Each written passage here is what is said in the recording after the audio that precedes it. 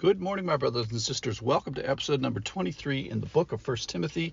I'm going to title today, Elders That Stand in Fear. Yesterday we talked about the selection process for elders, or at least part of it. Today we're going to talk about the disciplining or the correction process that is in place for elders. It's kind of the Matthew 18 corollary passage for pastors. It's very sobering, it's very humbling, and the result is that the goal is that this correction process causes other elders to stand in fear, to have good behavior. So yesterday we talked about characteristics and we asked, what kind of man do you want over you? What kind of man does God want over you? And if your answer is nobody, well, let's disabuse that right off the bat. We don't know everything. We don't see everything. We're human. We're marked by the deceitfulness of sin.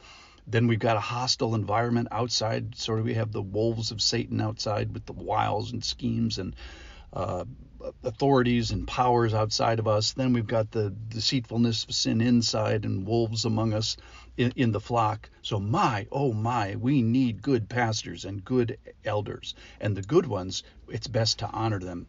That's what we did yesterday. Today, we're going to find out the charge to us and how we discipline sort of bad elders. Here we go. This is from 1 Timothy chapter 5, and I'm going to start in verse 19.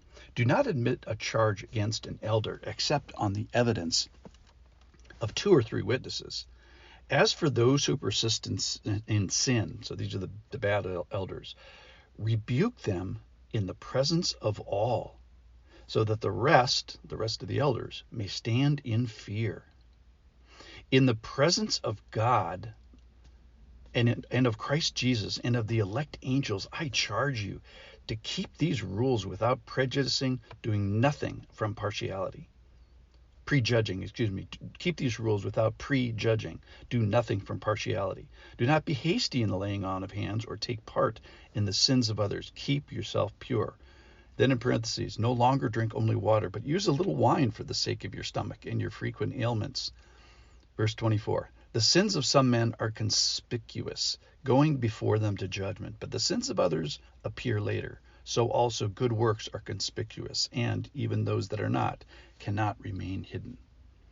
So on one hand, because elders have been pre-qualified, that is, that their qualifications are respectability, being well thought of by outsiders. Basically, it's a person that has not fallen into disgrace, a person that's been above reproach. It's been a proven manager, that any charges have a bar of 2 or 3 witnesses. Now, my first thought was this is a higher bar than regular people, but actually it's not. So back in Deuteronomy 19:15, it talks about how many, in just a regular citizen, how many witnesses are needed, and again, it's 2 to 3. So it's not of a more privilege, the pastor's accusation, but it's also not of less. So here's the big question for today was, what if my pastor falls? What if my elders sin and persists in sin? So that means that he said, hey, what I'm doing is okay. And then after further review, further reflection, he says it's still okay, when all along it's not. So because it's a public office, it requires, the failure of that public office requires a public rebuke. Think about this. So the failure in this office can result in the betrayal of the trust of dozens of people, even hundreds of people, and occasionally thousands of people. So agree with me, it's a special office and a special rebuke is necessary. And that the rebuke goes beyond that applies to regular citizens of the church in Matthew 18. So the exposure is the part of this. There's no cover up. Why? So that it's not just to be mean to the guy. The reason you do it is because other elders need to see it and stand in fear. So do you want an elder that stands in fear? The answer to that is yes. Yes, I do. It's a mark of a good elder. In fact, you can kind of almost put it in their job description. So if you have multiple witnesses, a plurality of accusations, diligent inquiry, and public rebuke, purging the evil from you, the result should be that the rest of the elders shall hear it and fear it. And it says in Deuteronomy, why do you punish people? Why are there laws? So that your eye shall not pity, and the rest of the people shall hear and fear. So it's brutal. This is admirable. It's holy. It's a blessing, and it's corrective. But then the reason behind all of that is that it's preventative so that others don't fall into this. Verse 22 talks about don't be hasty in the laying on of hands. Uh, so why is that? Well, let's carefully select so we don't ever need to discipline process. The point of this passage is try never to do it.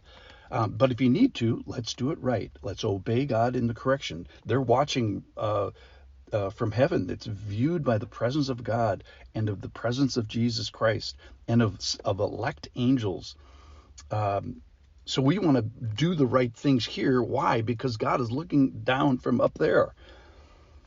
All right, so teaching points, final conclusions. Do you have a pastor that's over you that's worthy of double honor? If so, then double honor him. And if not, has your behavior or your position separated yourself from pastoral care? There's no provision in the New Testament, no biblical model for a believer who is outside the purview, the jurisdiction, and the shepherding of a pastor, elder, overseer. So if you've been hurt by a misapplication of authority that office has given to his beloved church, let me apologize for the hurt. But if your conclusion is that I don't want to ever submit again, then I'm saying to you, you're outside the biblical mandate. So the step one is there a method for pastors to be corrected and dismissed and disqualified? Yes, there is. And there is a method for you to be restored. I think that involves forgiveness. But then here, find a Bible church that qualifies its elders, that stands and end result of all the process of qualifying an elder and submitting elders to a discipline process when necessary. Why? So the other ones stand in fear. And that's a person that you can submit to like 100% of biblical believers are obligated to do. So today, let's find elders that stand in fear and then stand under them. Thanks for listening.